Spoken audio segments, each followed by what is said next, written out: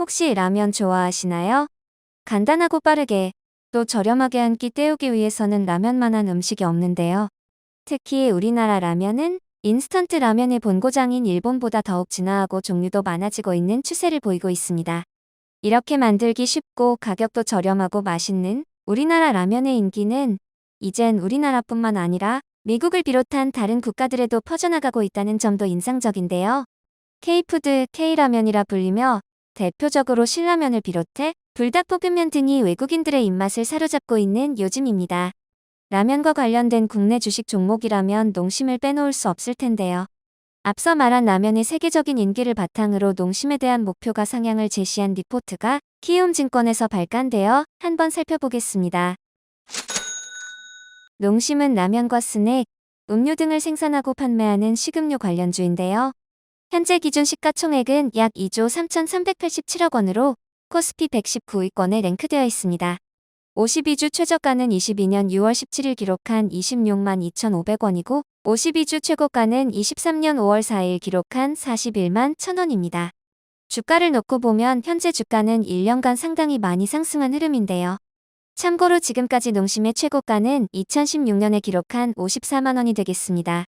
키움증권에서 오늘 발간한 농심에 대한 리포트에서는 목표가를 기존 50만 원 대비 12% 상향된 56만 원으로 제시했는데요. 과연 어떠한 이유로 이렇게 목표가를 상향했는지 한번 살펴보겠습니다. 농심의 이번 1분기 실적은 매출액 8,604억 원으로 전년 대비 17% 증가하고 영업이익 638억 원으로 전년 대비 86% 증가하며 시장 컨센서스를 상회했는데요. 국내외 주력 제품의 가격 인상에 따른 수익성 회복과 북미 법인 판매량 고성장에 따라 전사 실적이 시장 기대치를 상회했다는 평가입니다. 판매 지역별로 보면 국내에서 매출이 전년 대비 14% 증가하고 영업이익률은 전년 대비 1.7%포인트 증가했는데요. 주요 제품 가격 인상과 소비 심리 둔화에 따른 라면 판매량 증가 그리고 웰치 제로 등 음료 판매 증가에 유럽 지역 등의 수출 증가에 따라 매출과 영업이익이 모두 크게 증가했습니다. 해외에서는 매출이 전년 대비 24% 증가하고 영업이익률이 전년 대비 6.9%포인트 개선됐는데요. 북미 법인 판매량 고성장과 제2공장 가동률 상승 그리고 주요 국가 가격 인상에 북미 운반비와 중국 광고 판촉비 효율화에 따라 매출과 영업이익이 모두 크게 증가했습니다. 특히 북미 법인은 미국 라면 수요 호조와 가격 인상에 따라 매출이 전년 대비 40% 성장하고 영업이익률도 11%까지 확대됐는데요.